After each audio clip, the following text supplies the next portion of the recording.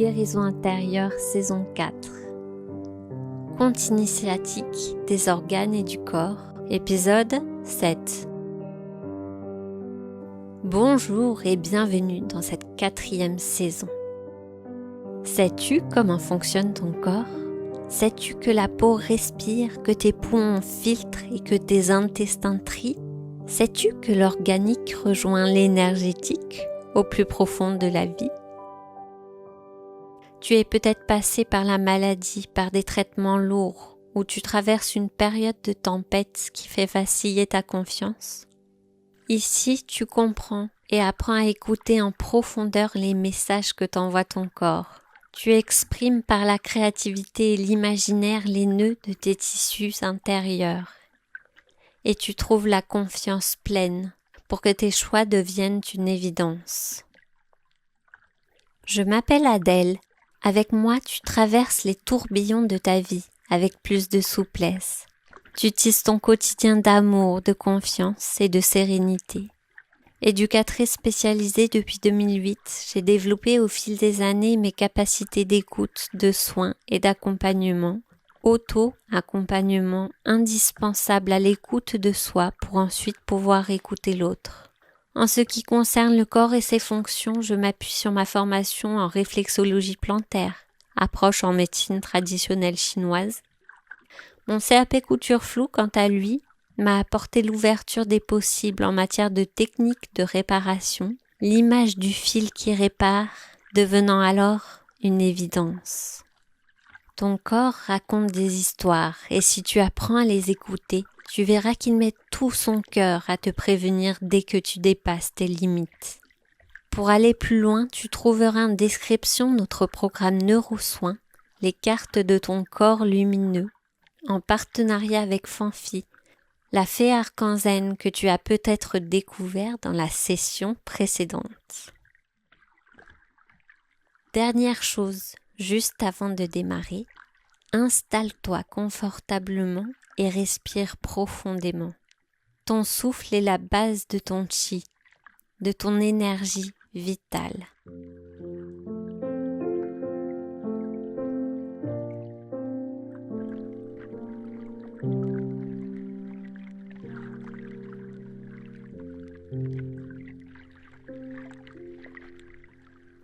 Boucle d'ombre et d'or. Aujourd'hui, je te raconte la première histoire qui m'est venue quand je pense à Mamie Danou et tous ses contes. Je m'en rappelle parce qu'à chaque fois que je suis triste, je trouve réconfort chez elle.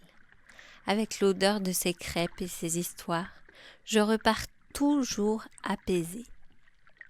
Je l'entends encore me dire « La tristesse, c'est les poumons, ma puce ».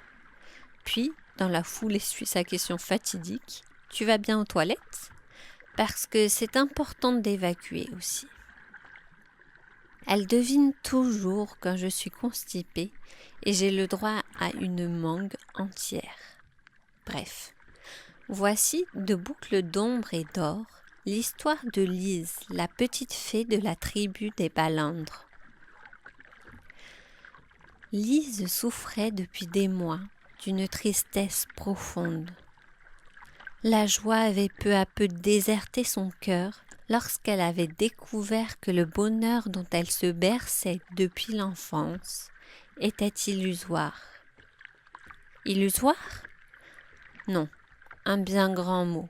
Simplement, ce bonheur était teinté de plus en plus d'imperfections et d'illogisme, si bien que le manque de sens qu'elle ressentait actuellement ne pouvait plus se taire. À force de tousser et de manquer d'air, Lise réagit enfin et se décida à trancher. Aujourd'hui, je m'en vais. Elle embrassa tous les siens, les berça de son amour infini, tout en se nourrissant des dernières bribes de joie, de souvenirs et de confiance qu'elle avait construits et développés ici même. Puis, armée de son assurance et de son amour, elle partit à la recherche d'un antidote à sa tristesse profonde. Son premier réflexe fut d'aller consulter Zora, la sorcière du mont Nebel.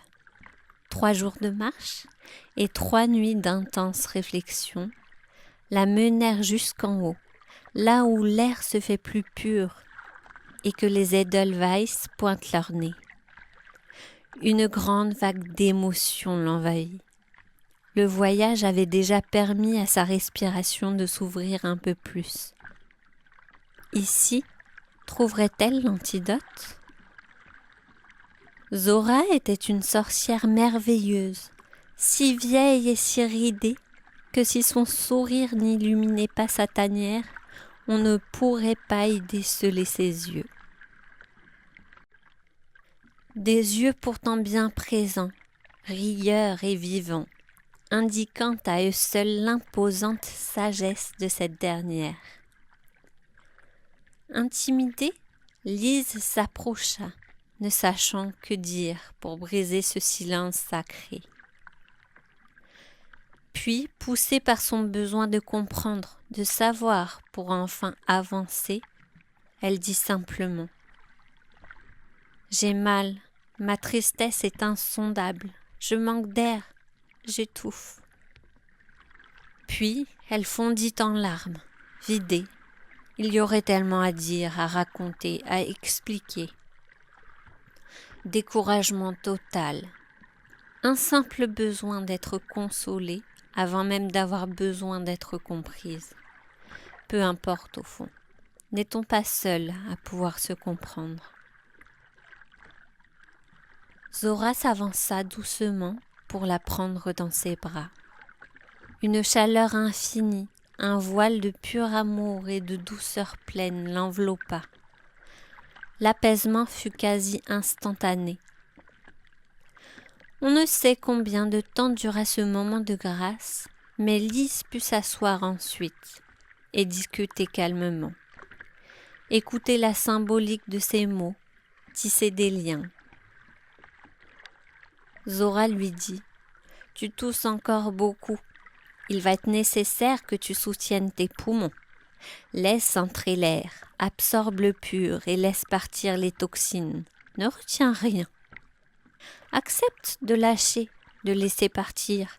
La réalité est en mouvance perpétuelle. Tout est juste dès lors que tu acceptes ces changements. Soutiens aussi le travail de ton gros intestin et mange beaucoup de fruits. Tu as commencé à trancher, à faire tes choix, c'est bien. Tu es déjà en route vers ton antidote, comme tu l'appelles. C'est tout ton cheminement qui le construit, et pas une petite fiole que je pourrais te donner. » Elle fendit son visage d'un large sourire, et la lumière se fit plus intense. Puis elle donna à Lise un petit talisman, lui affirmant que celui-ci représentait l'élément du métal et allait l'aider à soutenir ses poumons et son gros intestin. Lise repartit comme elle était venue, ne sachant trop vers où se diriger. Tandis qu'elle contemplait des oiseaux en train de se charmer, elle eut une idée. Elle allait rejoindre maintenant la forêt des cendres noires, celle qui avait brûlé il y a peu et avait du mal à repousser.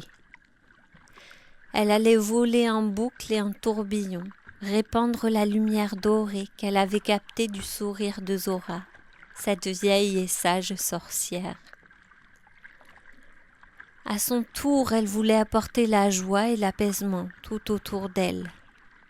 De nouveau, 3 jours de marche et 3 nuits de repos intense cette fois, la conduisirent au fin fond des cendres, là où le ver n'existait plus, où toute la faune avait déserté.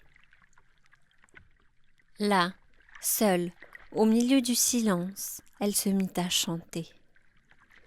Puis doucement à voler, tournoyer, former une danse de boucles qui imprimait sa profonde reconnaissance pour son parcours qui l'avait conduite jusque-là, sa profonde admiration pour Zora qui illuminait de son seul sourire sa grotte tout entière, malgré ses rides et sa bouche édentée, et son amour inconditionnel pour la vie qu'elle avait eu malgré elle du mal à retrouver ces derniers temps. De l'ombre jaillit la lumière. Aujourd'hui, cette forêt se porte à merveille. Une faune et une flore incroyables l'habitent. Le changement a opéré, la boucle a tourné. Lise respire maintenant à plein poumon et laisse partir dès que les choses ont besoin de s'évacuer. Légère et joyeuse, notre petite fée s'est apaisée et se love dans les vagues du temps. Acceptant les changements, accompagnant la transformation des feuilles mortes en humus, tempérant les sécheresses en accueillant les tempêtes. L'ombre des cendres est tachée d'or, la lumière a resplendi jusque dans la tribu des Balandres. Et voici mon histoire préférée quand je suis triste. Mamie Danou n'est pas si ridée que cette vieille sorcière et elle a encore des dents. Mais j'y trouve quand même un air, parce que finalement, je ressens la même chose quand je suis enveloppée dans ses bras. Un amour intense, prêt à anéantir des tsunamis d'émotions qui m'auraient paru imbattables. La prochaine fois, je te parlerai d'une de ces expressions qui reviennent toujours quand je vais manger mes crêpes chez Mamie Danou. Le fameux « t'inquiète, paupiette ».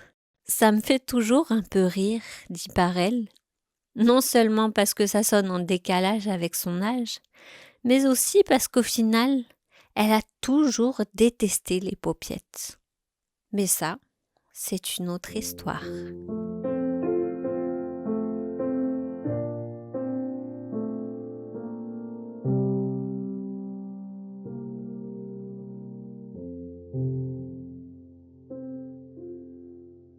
Je t'invite à prendre quelques instants pour faire le lien avec ton corps, poser quelques mots, quelques images à ce moment que tu t'es offert. Si tu ressens le besoin, l'envie de creuser en profondeur, d'explorer plus en détail ton corps et ses connexions, tout en créativité, découvre en descriptif notre programme Neurosoins. Avec nous, tu construis l'oracle de ton corps lumineux.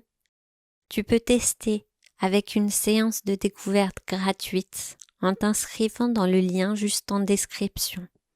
Le premier atelier est offert. À bientôt pour le prochain épisode.